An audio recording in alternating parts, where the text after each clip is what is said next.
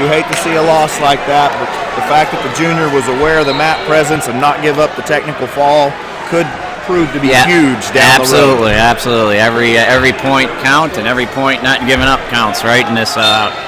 So now we're up to 113. We got Angelo or Rini, and then again another freshman here. Going up against, who do we got for?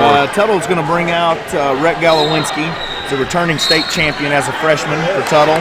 Also won the Pan Am Games this summer. Rhett's enjoyed a lot of success over the summer wrestling, and it's really showing that it's really paying off. Yeah, he was in on a double. Ange seemed to fight it off and then broke it up, and basically both boys get back to a solid neutral position, both hand control. So yeah.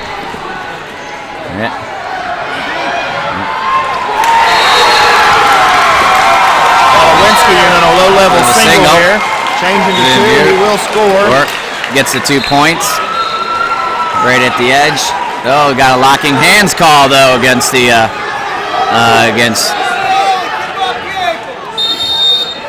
Boy, locked hands around the ankles. Yeah. So that's a 1 point.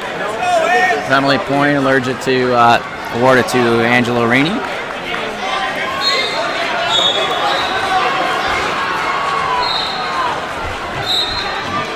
Rhett Golowenski. Yeah, I apologize to the folks in Oklahoma and in Ohio. I've been known as the name butcher, announcing here. So no problem at all. Rhett Golowenski's father is actually a move-in from Ohio.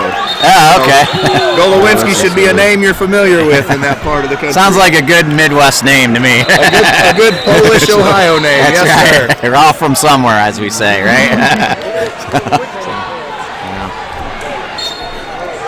Potentially dangerous call there with Golowenski. We're going to get a fresh start. 2-1 lead with that penalty point for locked hands. He's got the deep, Golowenski's got the deep waist on Rini. Both battling. He's 30 seconds left in the bout, seeing if he's Rini back to his feet, trying to get out. He does. Kind of gets out. That could be a critical point to tie up the mat score, 2-1.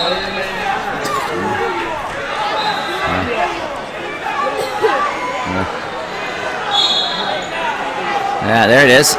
Nice adjustment by the freshman, meeting him at his level. Wolinski likes to wrestle from his knees. We've really enjoyed to see the contrasting styles since we've been up here, Jason. You can tell almost by region how different wrestlers like to wrestle on their feet and on the mat. Absolutely. Yeah, it's you definitely see proclivities for different regions, states, and teams, no doubt.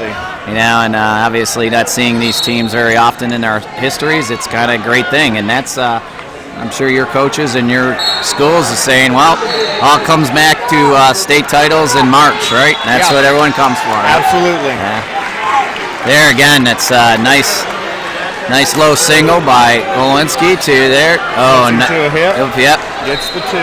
Very well done. Gives Rhett Wolinski of Tuttle a 5-2 lead. Right back to that tight waist. He likes to try to drive him over that wrist, break him to a hip.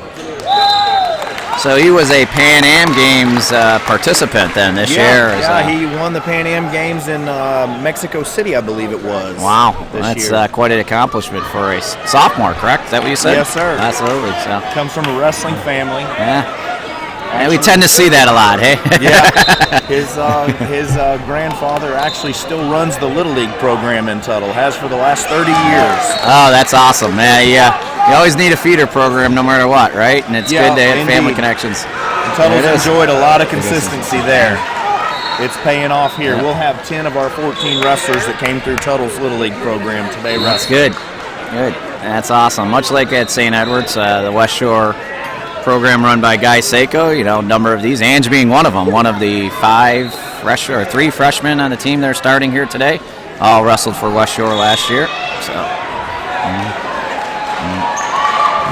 30 seconds left to go in the second period here, 5-3. So if Rini could get a takedown, could be quite pivotal in determining the outcome. But yeah, that was very nice, right there. See if he could fight it off. Rini. We got short time. Golowenski. He's going to have to get him to the mat. And he does. Yeah. Yeah, he no doubt. Wolinski seems very comfortable wrestling from his knees. Yeah, quick enough to respond on his knees, and it makes it difficult for longer opponents because, as you can see, he's not short. He just has a low center of gravity. Much like my doctor says, you're not heavy, you're just short for your height. Eh? So here we go. Ange goes down and gets a escape / kickoff by Wolinski. 7-4. What's the lead?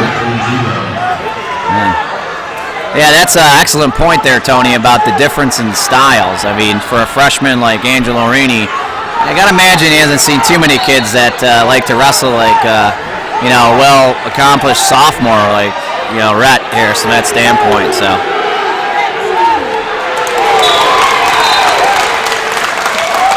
Well, I can tell you all week, Coach Serber worked on underhooks and 2-on-1s because that's not the style you see kind of in the Oklahoma, Missouri area. Okay, yeah. And you come up here and you'll see a lot of underhooks, a lot of 2-on-1s. So we tried to put the boys in situations where they feel comfortable in positions they otherwise don't wrestle in their home state. Yeah, absolutely. Same way our coaches, stressed wrestling your style, but also responding to it. And I kind of saw that with some of the Buchanan wrestlers, slide-bys, things like that. Yes, indeed. Yeah, so... that moves kind of west. Yeah. Golowenski with the chicken wing here, looking to cup the shoulder and turn him.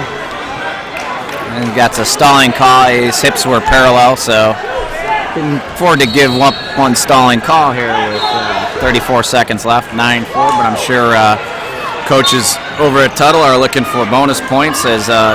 all the coaches would expect. So. Well, and that's a tough stalling call there too, because you've got the chicken wing dug out and you're cupping the shoulder. You really should look to turn there. So you hate to give that up and start back again. Yeah.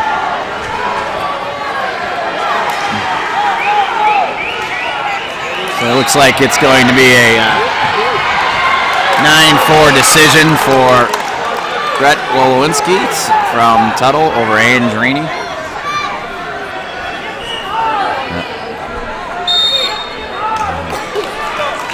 That's how it ends. 9-4. Yeah, 9-4.